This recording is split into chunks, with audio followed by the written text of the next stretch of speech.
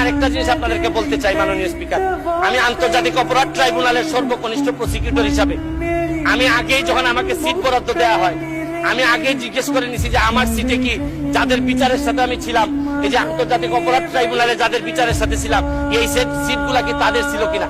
আমি নিশ্চিত হয়েছি যে এই সিটগুলাতে ওনারা ছিলেন না, কারণ আমি বিশ্বাস করি আন্তর্জাতিক অপরাধ ট্রাইব্যুনালের প্রসিকিউটর হিসাবে আমি কোনো যুদ্ধাপরাধীদের সিটে বসতে পারি না মাননীয় স্পিকার। শুধুমাত্র হিন্দুস্তানের রাজাকারেরাই আমাকে রাজাকার বলতে পারে। সুতরাং আমাকে যারা রাজাকার বলবে তারা পিতৃ পরিচয়হীন অবৈধ সন্তান।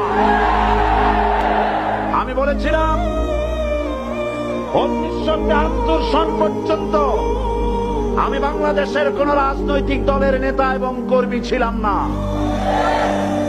আমি রাজাকার নই। আমাকে রাজাকার বলে যদি তাকে